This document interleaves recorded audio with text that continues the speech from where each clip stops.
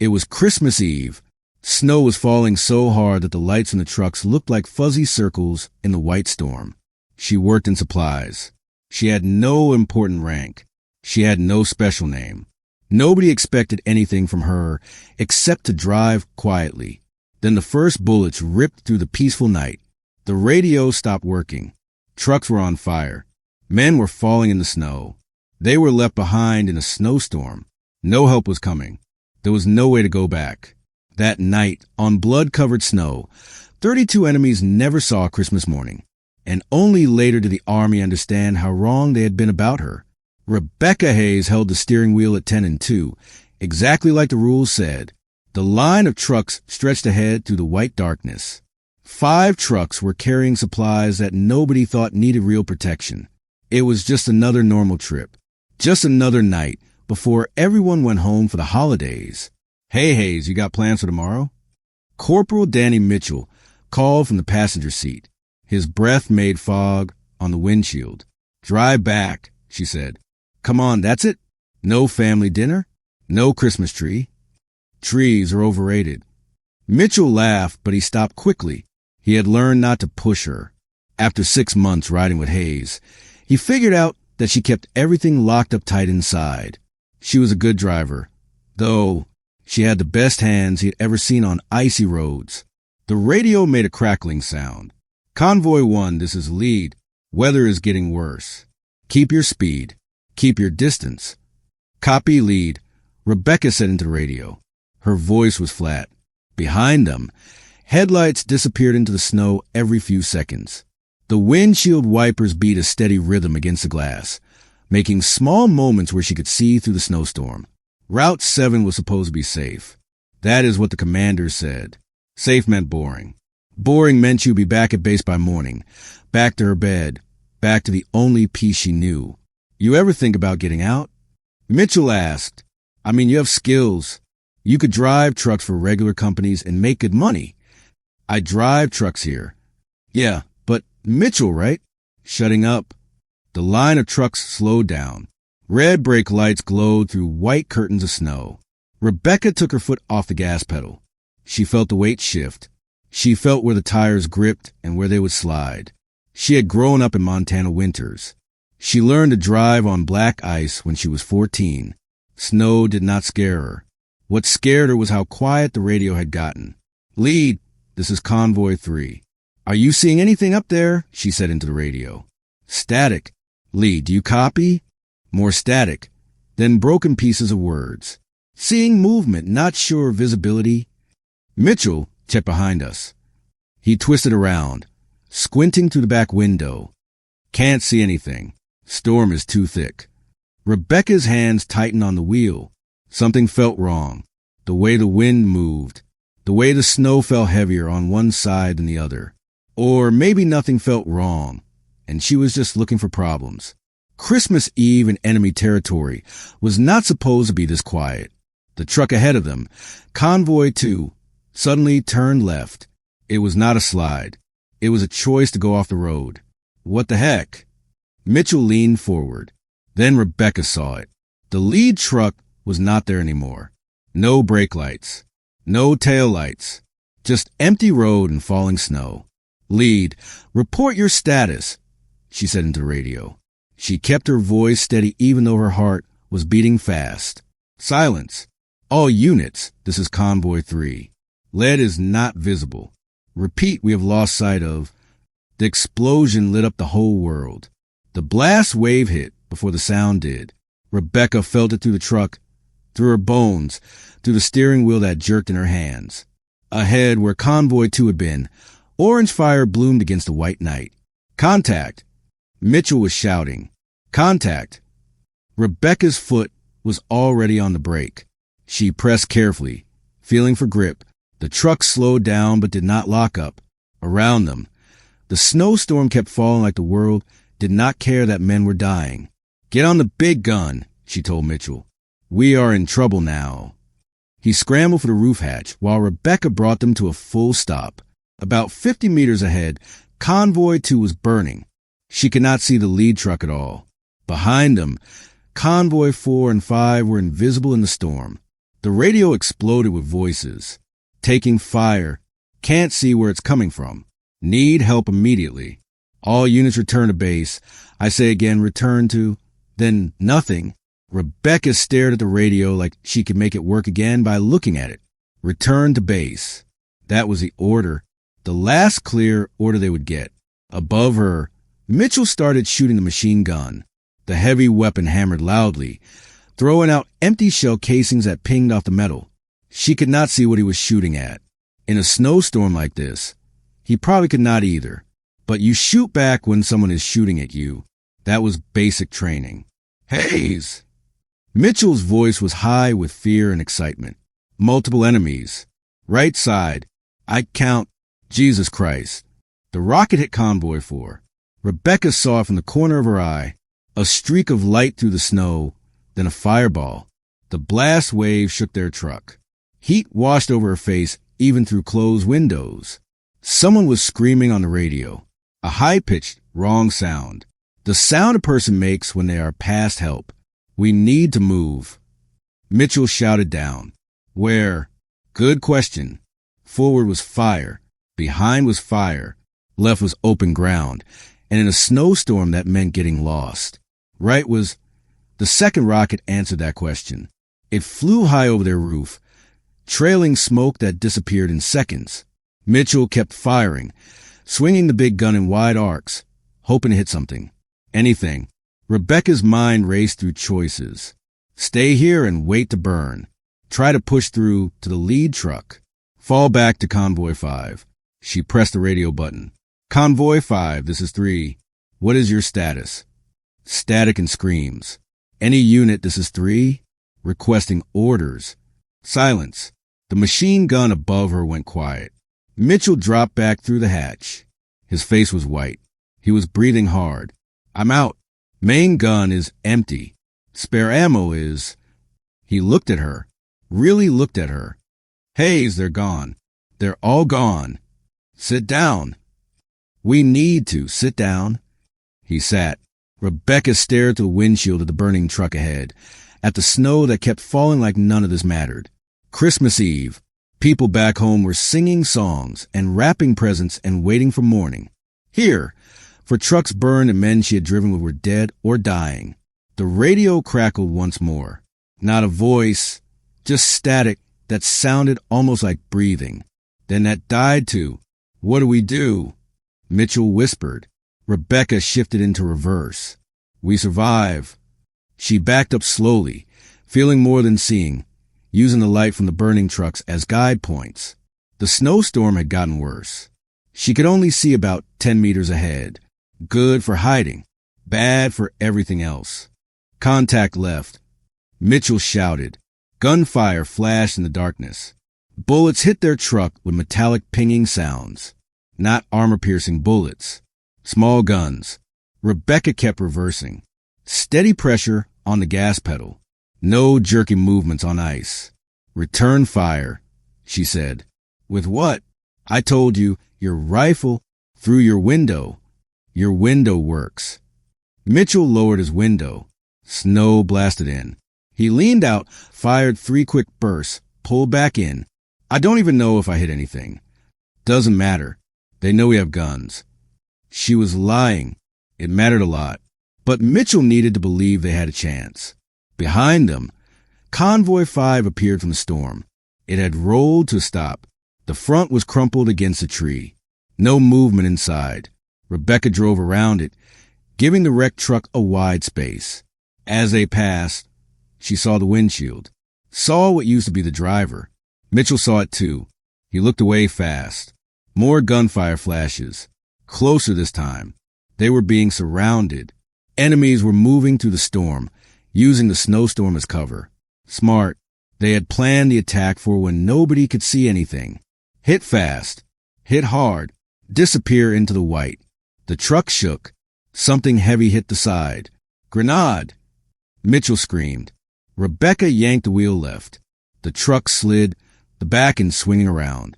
For a second, they were sideways, completely open to attack. Then the tires gripped and they lurched forward. Behind them, the explosion lit up the night. They're everywhere.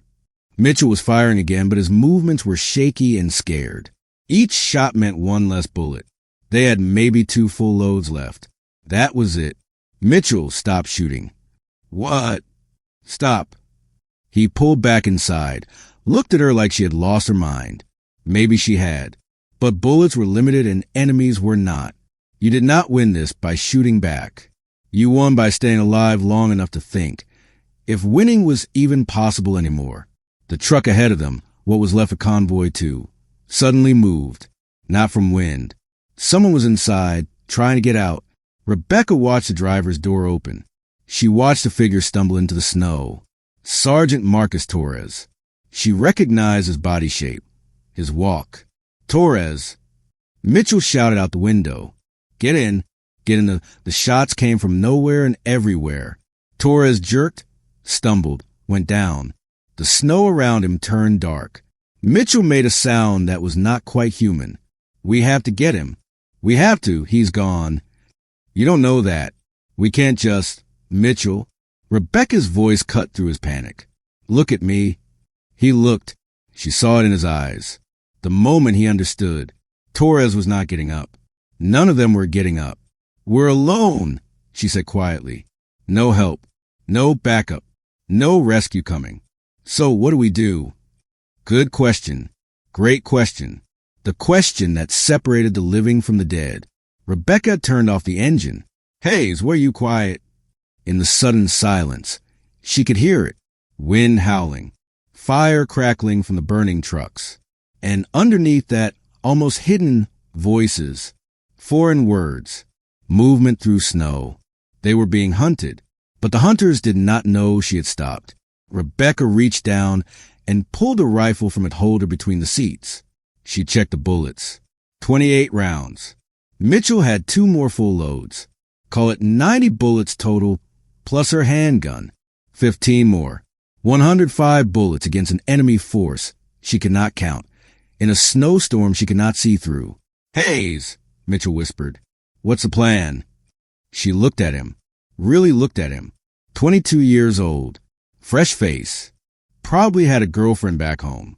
Probably wrote letters about coming home safe.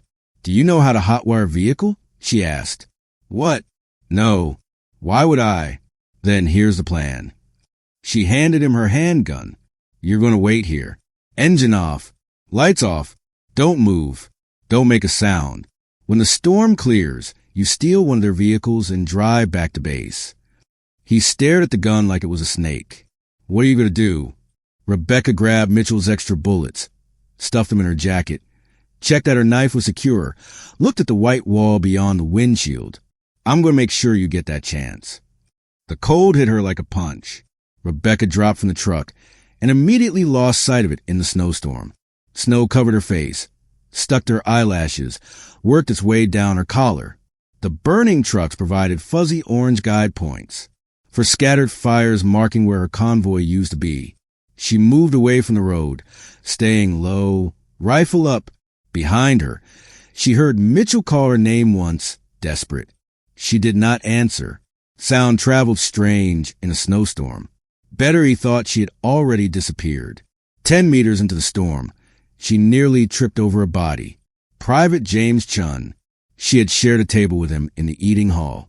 He had talked about his daughter. 3 years old. Favorite color was pink. Rebecca kept moving. The battle situation was simple. She was alone against an unknown enemy force that had just destroyed 5 trucks. They had the numbers. They had the position. They had every advantage except one. They thought they had already won. She counted in her head. For trucks destroyed meant about 20 people dead or scattered. If the attack team wanted to be thorough, and they had been thorough so far, they would search the area and make sure there were no survivors, no witnesses. That gave her maybe 10 minutes before they found Mitchell's truck. She needed to buy him more time than that. Rebecca circled back toward the burning trucks, using the flames to know where she was going. The heat had melted the snow in rough circles around each wreck, creating areas where she could see. She avoided those. She stayed in the white. Voices ahead. Foreign word, but the tone was clear. Victorious. Casual. They were already celebrating. She found a spot behind a fallen tree, brushed snow off the trunk, lay flat on her stomach. The rifle settled against her shoulder like it had been there her whole life. In some ways, it had. Through her scope, shapes moved in the storm.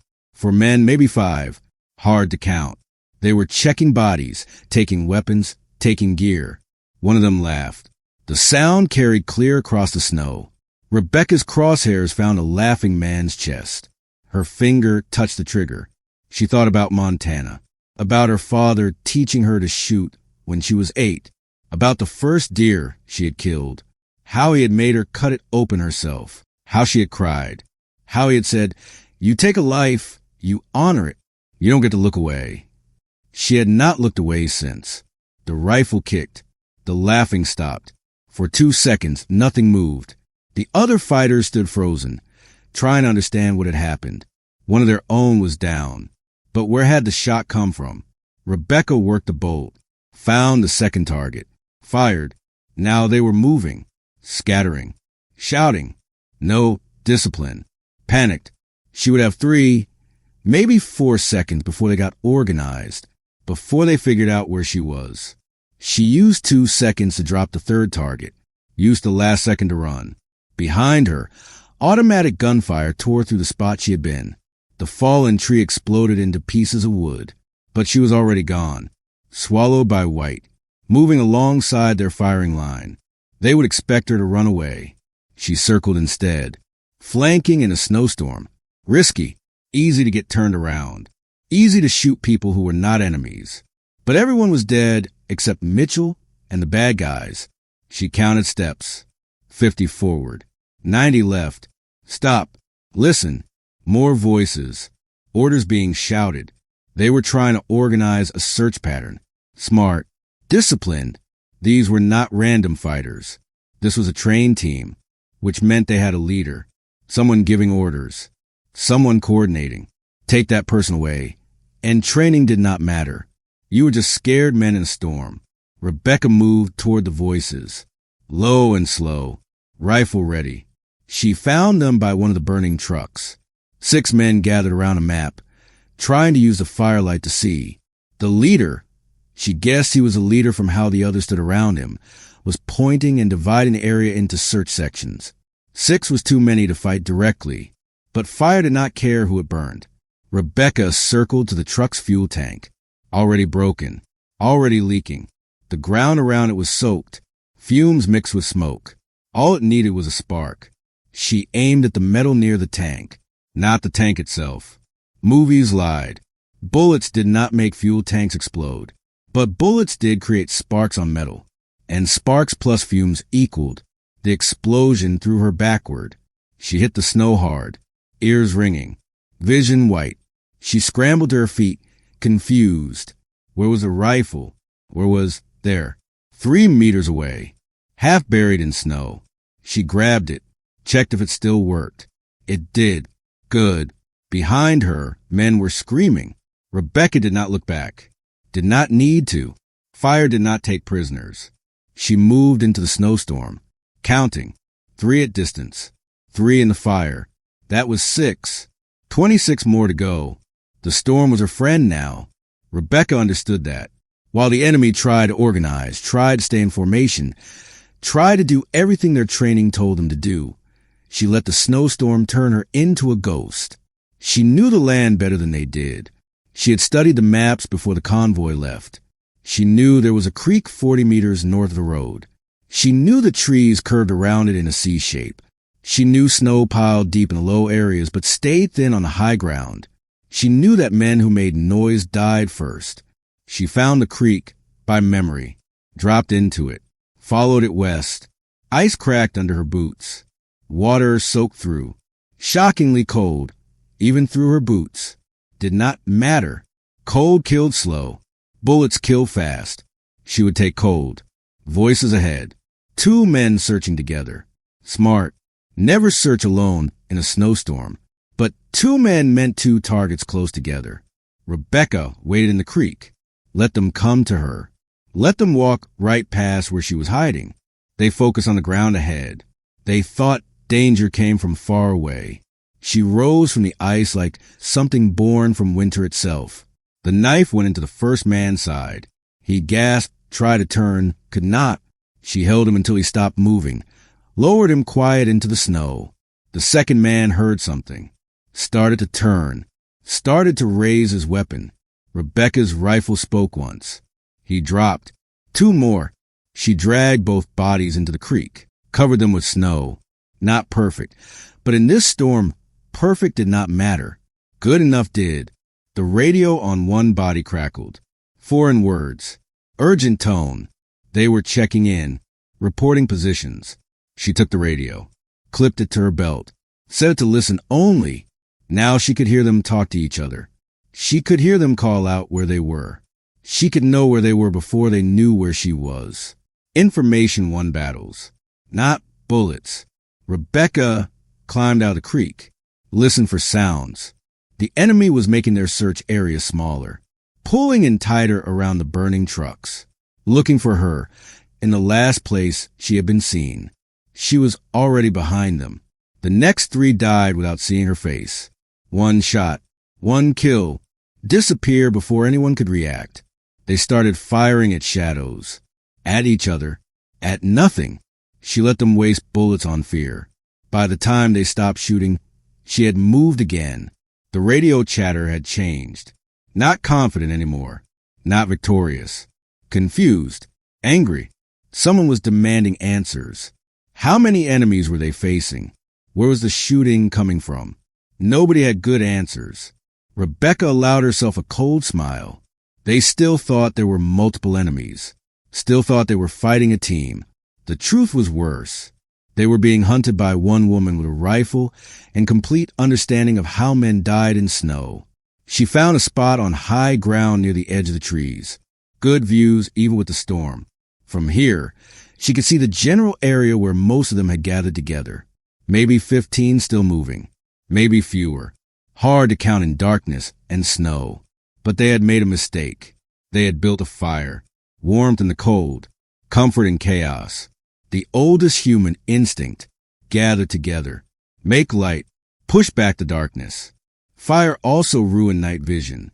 It made everyone within 10 meters easy to see. It made them targets. Rebecca lay flat on her stomach. She braced against a tree, put the scope to her eye, took slow breaths, let her heartbeat slow down. This was just like Montana, just like hunting elk in November snow. Wait for the right moment. Make the shot count. The first shot put out their fire. It hit the fuel container they had been using. Burning liquid spread everywhere. Men scrambled away, shouting, trying to save their stuff. The second shot dropped whoever was shouting orders. After that, it was not really a fight anymore. It was like harvesting crops. The enemy group fell apart, without a leader, without light, without any idea how many enemies they faced. Training gave way to survival instinct. Men scattered into the snowstorm. Some tried to stay in formation. Others ran. Rebecca hunted the ones who ran first. Easier targets. Panic movement. No awareness of what was around them. She had learned patience from her father. She learned that you did not chase what you were hunting. You let it come to you. You found the paths it would take. Game trails, creek crossings, gaps in ridge lines. And you waited. In Montana, that meant elk trails. Here, it meant anywhere with a little bit of cover from the storm. She found a bunch of rocks where 3 men had taken shelter. They huddled together against the wind. They were not watching their surroundings, just trying to stay warm. A radio sat in the center. Someone was trying to call headquarters. His voice was desperate. Rebecca fired from 30 meters away. 3 shots, 3 seconds, then gone before the bodies finished falling. The radio kept sending. She could hear whoever was on the other end demanding a response, getting silence. She imagined what headquarters was thinking. The ambush should have been over an hour ago. Clean job. No problems. Now they were not getting updates. Were not getting confirmation. They were probably thinking about sending another team. Let them. More targets. The snow had started to slow down. Not much, but she could see better now. From impossible to just really bad. This was a double-edged sword. She could see better. So could they. Rebecca moved faster. She used the last of the heavy storm as cover. She found 2 more fighters trying to find their way back to wherever they had started from. Neither heard her coming. Both went down before they understood what was happening. She had lost count now. Did not matter. The radio told her everything she needed to know. Fewer voices calling out. Longer gaps between messages. Fear creeping into the voices of professional soldiers. They were starting to understand. Whatever had hit them was not a team, was not backup troops, was not anything they had trained for. It was one person who had decided they were not leaving the storm alive.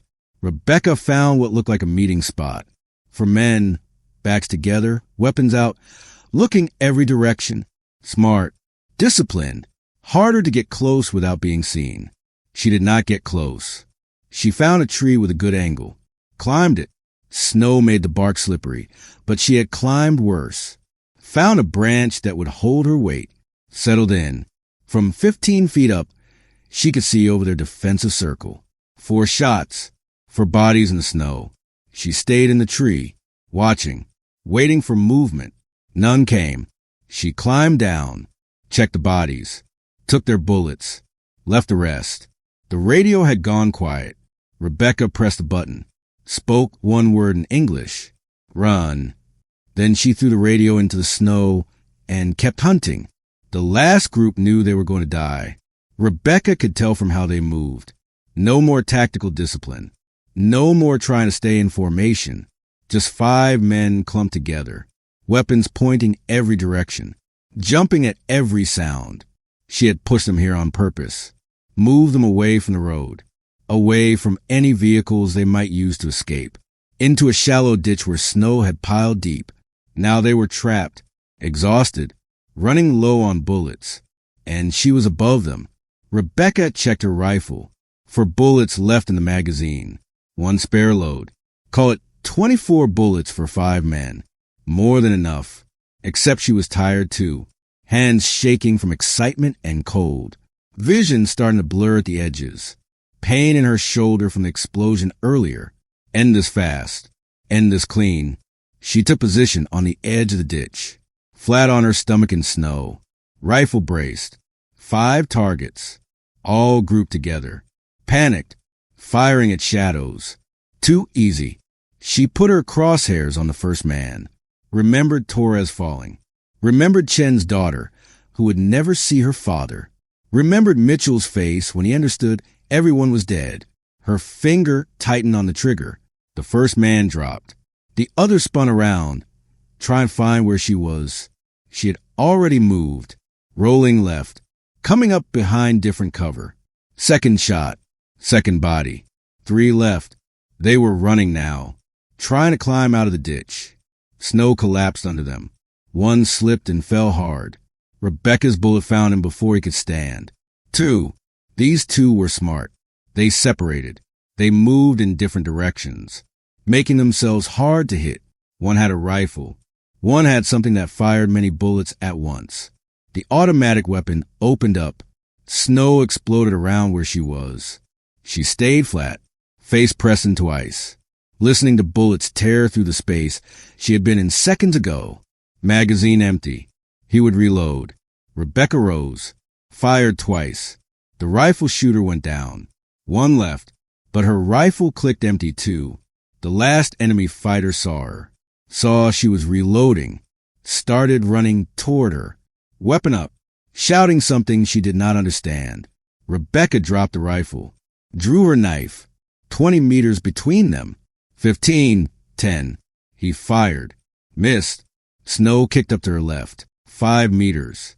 She stepped sideways, got inside his firing line, too close for him to aim. Her knife found his throat. He dropped, gurgling, hands grabbing at the wound. Rebecca stepped back, watched him try to stop the bleeding. It could not be stopped. Not out here. Not in a snowstorm. He looked up at her, eyes wide, asking a question he could not speak. 32, she said quietly. Not to him, to herself, to everyone who had not made it home tonight. She watched until he stopped moving. Then she was alone in the ditch with the dead and the snow and the slowly dying storm. Rebecca walked back to the road. Every step hurt. Everything hurt. Her hands had gone numb. Her face felt frozen. Her shoulder was definitely injured. Did not matter. Had to check on Mitchell. Had to make sure he had survived. The convoy trucks still burned, but weaker now. Running out of fuel. Running out of heat. Soon they would be just twisted metal in a white landscape. She found her truck where she had left it. Engine cold. Lights off. She knocked on the door. Mitchell, it's Hayes. No response. Mitchell, open up. Nothing. Rebecca tried the handle. Locked from inside. She could see Mitchell through the window. Curled up in the passenger seat. Gun in his lap. Eyes wide. Not moving. She knocked harder. Mitchell, it's over. Open the door. He did not move. Did not blink. Just stared. Shock. Combat shock. He had gone somewhere inside his head and was not coming back without help. Rebecca checked the other trucks. Maybe she could find tools. Break a window. Get him out. She found something better. In Convoy 5, somehow still working the survival radio. Battery powered. Emergency channel. She carried it back to her truck. Set it up in the snow. Extended the antenna. Pressed the button. Any station, any station. This is Convoy 3. We have hurt people. Many hurt people. Requesting immediate pickup at grid coordinates. She read off their location from memory. Waited. Static. Any station. This is Convoy 3. Does anyone copy? More static. Then, faint and breaking up. Convoy 3. This is Firebase Delta. We read you. What is your status? Rebecca looked at the burning trucks. At Mitchell's face in the window. At the 32 bodies scattered in the snow. Status is... She paused. Enemy force stopped. We're safe, but we need medical help right away. Copy that, Convoy 3. Helicopters are already flying to your last known location. They will arrive in 30 minutes. Can you confirm enemy status? She looked at the ditch, at the creek, at the tree line. Confirmed. Threats eliminated. How many enemies? 32. Long pause. Say again, Convoy 3. 32 confirmed kills. Another pause. Longer. Convoy 3, how many soldiers you have? Rebecca glanced at Mitchell again. Still had not moved. 1, she said quietly. 1 soldier. The radio went silent. The snowstorm broke 20 minutes later. Rebecca sat in the snow beside the radio, weapon across her lap, watching the skies slowly get lighter from black to gray. Christmas morning. Somewhere, people were waking up to presents and breakfast and normal life. Here, there was only silence. She heard the helicopters before she saw them, deep thumping of blades echoing across the land. 2 Blackhawks flying low, following the road until they spotted the burning trucks. They circled once, probably checking the location, probably trying to understand the situation, probably seeing exactly what she had told them. Bodies everywhere, blood and snow. 1 woman sitting beside a radio. The first helicopter landed 50 meters away. The spinning blades kicked up snow and ash. The side door slid open. Medics jumped out. Armed guards followed. They came toward her carefully, weapons ready, checking every angle. The first one to reach her was a sergeant, older guy, combat patches on his shoulders. He took one look at Rebecca, one look at the scene behind her. His expression went carefully blank. You Hayes? Yes. You injured? Shoulder. Maybe frostbite. Can you walk? Yes. Then let's get you to the helicopter. He reached down to help her up. She waved him off, stood on her own. Her legs wobbled but held. She'd picked up her rifle, started toward the helicopter. Hayes! The sergeant's voice stopped her. The 32 enemies. You fight with your team? Rebecca looked back at the convoy, at Mitchell's truck, at the scattered burn marks and blood. No, she said. Just me. His expression did not change. Professional, but something flickered in his eyes. Disbelief maybe, or respect. Hard to tell. Just you, he repeated. Yes. All right then. Let's go home. The medics got Mitchell out of the truck. He did not fight them, did not help them, just let himself be carried. Still locked in whatever place he had gone, they loaded him into the second helicopter, started working on him immediately, warming blankets, fluids through a tube, words Rebecca could not hear over the spinning blades. Someone put a blanket around her shoulders. Someone else took her rifle. She wanted to say no, but could not find the energy. Let them handle it. Let them take care of everything. As the helicopter lifted off, she looked down at the convoy site. The burning trucks were just black spots now against white ground. Bodies were dark shapes scattered randomly, like toys thrown by an angry child. 32 of them. She had counted after the last one fell, walked the entire area, made sure there were no wounded, made sure no one was pretending to be dead. 32 enemies exactly. The helicopter turned toward base. The convoy site disappeared into the distance, into the snow, into a Christmas morning that had started with death and ended with silence. Rebecca leaned back against the shaking wall, closed her eyes. Somewhere below, families were opening presents. The questions lasted 6 hours. Rebecca sat in a gray room at Firebase Delta. She talked to an endless number of officers. First a commander on duty, then intelligence, then someone from higher command who had flown in just for this. They all asked the same questions in different ways. How many enemies? 32. Confirmed kills? 32. All by you? Yes. No help from your convoy? Everyone else was dead or could not fight. How long did the battle last? About 4 hours. 4 hours. One soldier. 32 kills. They did not believe her. She could see it in their faces. The careful blankness. The looks they gave each other when they thought she was not watching. The way they kept asking questions differently. Trying to catch her saying something wrong. Walk me through it again, the intelligence major said. Third time through this. From the first attack. Rebecca repeated everything. The snowstorm. The rockets. The burning trucks. Torres falling. Her decision to fight back. So you what? Hunted them. They were hunting us. I changed that. Against 32 professional soldiers. Yes, sir. With a rifle and about 100 bullets. 97 when I started. Yes, sir.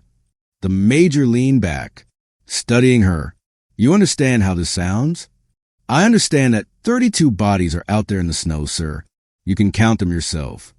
We did. Results came back an hour ago. Rebecca waited. 32 confirmed. All enemies. All killed within a 4-hour window. Patterns match a single shooter. High precision. No wasted bullets. Then what's the problem, sir? The problem, Hayes, is that one person doing this much damage doesn't happen. Not in real combat. Not in snowstorms. Not by supply truck drivers. Permission to speak freely, sir. He nodded. I don't care if it happens or not. I care that my convoy is dead. I care that Mitchell is in the hospital with combat shock. I care that I did what I had to do to survive. She paused. And I care that we're sitting here talking instead of writing letters to families. Silence in the room. The major closed his folder. You're dismissed, Hayes. Get some rest. We'll talk again tomorrow. She stood, started for the door. Hayes! She turned back. How do you feel about what happened? She thought about the question. Really thought about it. Thought about the face of the last man. About watching him bleed out in the snow. About the 31 others. I feel cold, sir. The story spread, even though everyone tried to keep it quiet. 32 to 1 in a snowstorm. Christmas Eve. Supply truck driver. Nobody expected her. Rebecca went back to work 3 days later. The doctor said she could do light work. Her frostbite was healing. Her shoulder was bruised but worked fine. They gave her base transport duty, running supplies between buildings. Boring work. Safe work. She preferred it. Mitchell did not come back. The hospital had sent him to a place back home. Combat-related mental trauma. They were not sure if he would get better. She had written him a letter. Never sent it. What would she say? Sorry you had to see that. Sorry, you are the only other one who knows what it was really like. The other drivers treated her differently now. Not openly, but she noticed the way conversations stopped when she walked into the garage, the way people made room for her in the food line, the way nobody complained about convoy assignments anymore, like their problems seemed small compared to hers. She did not blame them. She had become something uncomfortable, a reminder that normal could turn into nightmare without warning, that the person driving supplies might be the person who decided whether you lived or died. 3 weeks after Christmas, the sergeant from the helicopter found her in the garage. "Hayes, got a minute?" They walked outside. Cold but clear, stars visible for the first time in weeks. "Thought you want to know," he said. "The final report is done. Everything you said checked out. Tests matched all 32 kills to your rifle and handgun. Bullet path analysis confirmed it. Single shooter. Command accepts your story. Okay, there's going to be an award. Probably several. This kind of thing doesn't just disappear." Rebecca looked at the sky. "I don't want awards." "I know, but you're getting them anyway. Silver Star at least. Maybe more." He paused. "They're going to want you for ads, interviews, the whole show." "No. Hayes. No. I'm a driver. That's all. I want to keep being a driver." The sergeant studied her. "You know that's not going to be possible now. You can't just go back to normal after something like this. Watch me." He smiled, a sad smile, understanding.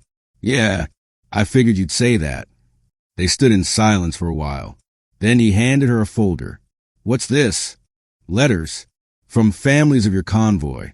They wanted to thank you for what you did, for trying." Rebecca took the folder, did not open it, was not ready for that yet. Maybe never would be. "There's one more thing," the sergeant said. "Intelligence figured out who the enemy force was. They were a professional unit, well-trained, well-equipped, the kind of team that doesn't lose fights." He paused. "Definitely doesn't lose to one soldier in a snowstorm. Everyone loses eventually." "Yeah, but here's the thing. Headquarters was planning to hide the whole thing. Bury it. Too many questions otherwise. Too many problems." He looked at her directly. Then someone leaked it. The whole story. 32-1. Christmas Eve. Army driver. Who leaked it? Don't know. But whoever did made sure you'd be protected. Made sure nobody could make you disappear or say you were lying. Your story is public record now, for better or worse. Rebecca thought about that. Someone out there. Maybe someone who had been in that question room. Maybe someone who had counted bodies in the snow. Had decided the truth mattered more than convenience. "Well, thank you," she said quietly. "Tell them yourself. I suspect you'll meet whoever it was eventually." He left her there in the cold, holding letters from ghosts. Rebecca stood for a long time, watching stars, thinking about Christmas Eve, about snow and fire and silence, about 32 people who had woken up that morning thinking they would see Christmas dinner, about how fast everything could change. Eventually, she went back inside, back to garage, back to checking oil levels and tire pressure and lists of supplies, back to being a driver. But something had shifted in how people looked at her and how she saw herself. The next morning, she found a note taped to her truck. Just 3 words written in marker. Nobody expected her. Rebecca pulled the note down, crumpled it, threw it away. Then she climbed into the driver's seat, started the engine, and drove. Because that's what she did. That's all she had ever done. Drive forward through the storm.